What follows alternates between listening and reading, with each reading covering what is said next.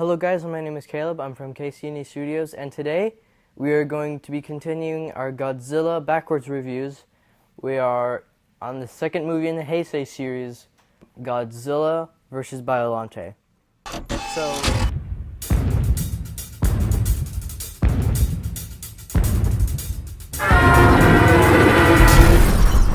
this movie, I watched it just yesterday, and it totally just changed my opinion about it, because I was watching it alone and got to focus on it, and it totally changed what I thought about it. I used to think Godzilla wasn't in it enough, the monster fights were not that good, the people weren't that interesting, and it didn't move along very fast. All of those just changed for me. And I want to talk about the few bad things about this movie. Then I want to talk about the good things and at the end of the video, we will look at if they could do a remake to this movie. So, the bad things. Pretty much the biggest annoying thing for me when I'm watching this movie is the voice mic quality. It's pretty bad, and I think we could blame that on Miramax, because they're the American studio that kind of helped it get out into America, but they also did the voices for the actors. They redubbed it, and I just don't really like it. Next, some of the music is good, but just a little bit of it, like one or two of the scores in it, are kind of cheesy, in my opinion. And that's kind of weird for a Godzilla movie. Most of them are really good. Next is the main character. I had no clue through the whole movie who was the main character, and I focused a lot more when I watched it this time. I just couldn't really notice who was the main character, so I mean, maybe this movie wasn't made to have a main character. I don't think all movies have to have a main character. I mean, if you're going to say Godzilla, well, I'm talking about like a human character. I don't know if it was the scientist guy, or if it was one of those agents that hunted down that guy, or the assassin guy. So now let's go to the good things about this movie, which there's a ton. The roar, they kept the 1984 roar, which is absolutely my favorite, and I just love that roar. Best roar of the Godzillas, in my opinion. So yeah, I just love that roar, and I'm glad they used it again. The next thing I liked about this movie was SSS9, the assassin. He's a really cool character in this movie.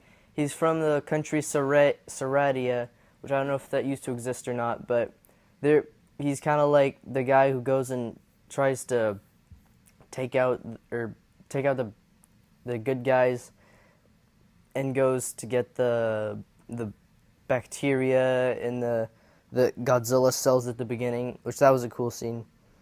I used to not like that scene where they're going and trying to get the Godzilla cells, but now I really like it, actually, so I'm really glad I watched this again. The fight scenes.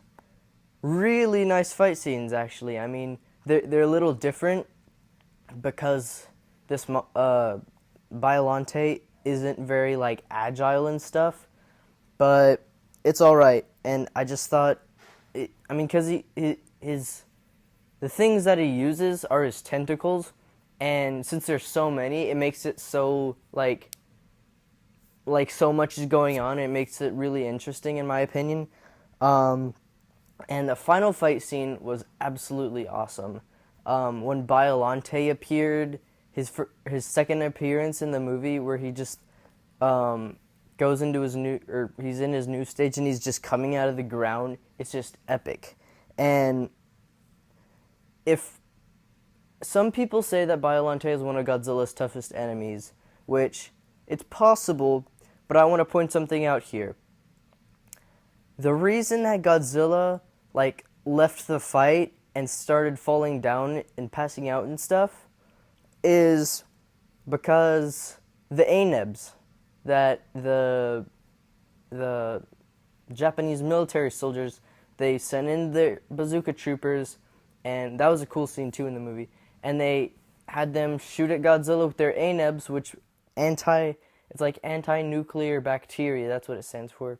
That's part of the reason. I mean, it made him, it really fatigued him, and it just made him fall on the ground and stuff and pass out. And so, Biollante may still be one of Godzilla's toughest enemies. I just wanted to point that out. Next is the suits. The suits were amazing. Godzilla's suit in this one, probably one of the best ever. Biollante also, I mean, he's a really interesting monster because it's no one in a suit. It's just, I'm guessing they just use strings for it.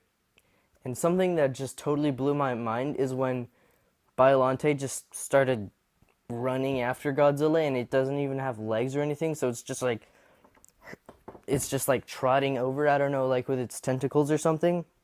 And it's like, holy cow, because Godzilla's this big, Biollante's like that big. I mean, he's the biggest kaiju, and I just think it's awesome. He's an awesome monster. They did great on the suits, and yes. So, next, the character development. Characters changed a whole lot in the movie. This movie is very well paced, actually.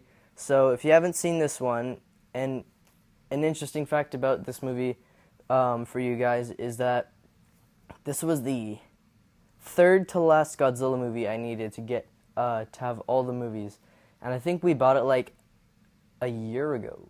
I'm guessing something like that. Last summer, I'm not really sure.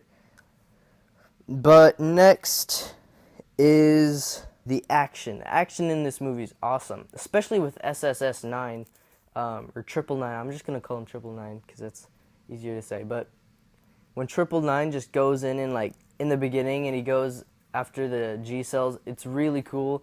And through the movie, he goes down and hunts down those two secret agent guys.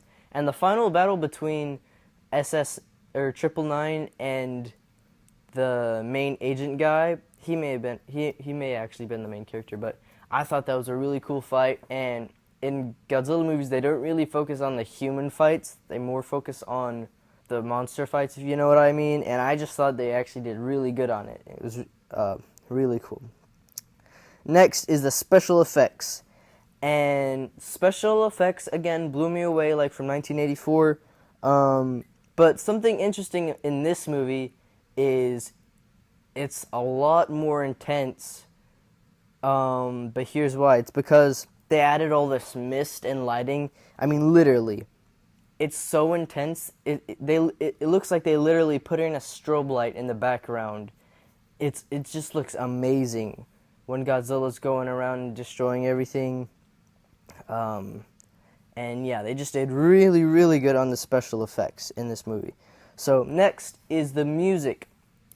And I think they used some of the music from 1984, and it's just really good. But the difference between music in this and 1984 is they also used Akira Ikufube's music. So they added some of the classic music, like when the airplanes are going by, the or something like that. And Godzilla's main music. Yeah, so did really good on the music in this. And Godzilla's appearance, he actually appears a whole lot in this movie. He's in a lot of this movie in general, and really glad I got this movie because this movie is just awesome. And you know what? At the end of this series, once after Godzilla King of the Monsters, I will promise that I will do another top 10 Godzilla movies list. Just so I can talk about, or just so I can remake the list, because then I didn't really think that this movie was that good, but now seeing it, I would probably put it on. Even though it would be, you know, like more towards the behind the fives, but it might not, you know. I'll just some of the movies I just might change my mind about. Next is beginning. Oh, okay. So I think the last thing was the last thing that I wanted to point out, but here in this movie is the beginning of these spores, the little sparkly things that like come out of the monsters when they die. It's kind of weird, but well, after Biollante died both times, um, these little yellow or gold sparkly thingies went up into the air, and I think that's what ended up making Space Godzilla or something like that. But yeah, so next we have the question: could they do a remake? Definitely, especially with Biollante.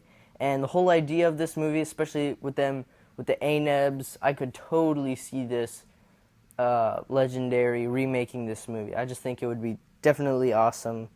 And another video that I want to do is top 10 movies that should be remade. And it's going to be different from the Lost Projects film because those are just ones that weren't made. These are ones that should be remade. And that's my opinion. So anyways, guys, thank y'all for watching. That's my opinion on Godzilla vs. Biollante. Leave a comment. Tell us what you think about this movie. And have a nice day, guys.